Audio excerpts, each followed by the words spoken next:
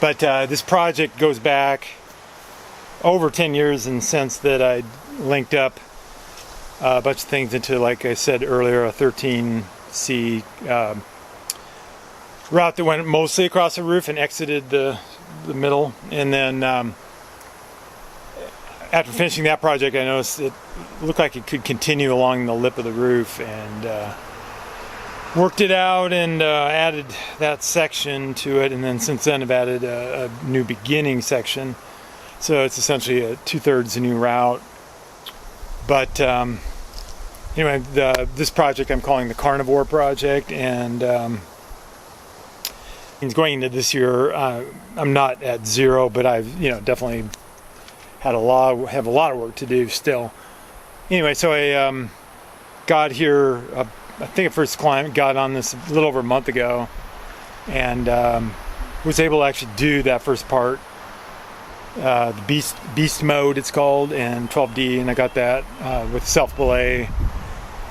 Pretty much second go, I think. Really good conditions there. So that was encouraging, but then since then we've had the conditions here in the spring for me are not ideal. There a lot of pollen here. Humidity was pretty high.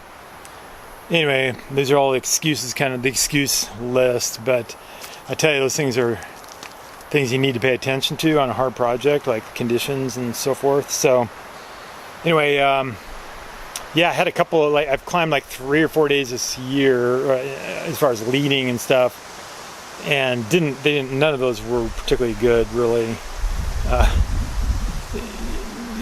Just my training's been going awesome, but I just wasn't showing up on the rock. So anyway, with that in mind, I decided I'm just gonna don't worry about how hard or how quick or whatever. I'm just gonna get on it.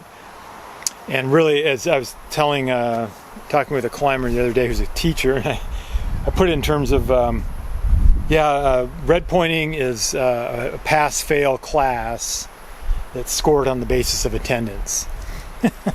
And so I decided this year I'm just gonna get on it in such a way to really be consistent on my efforts and not worry too much about what's linking or whatever.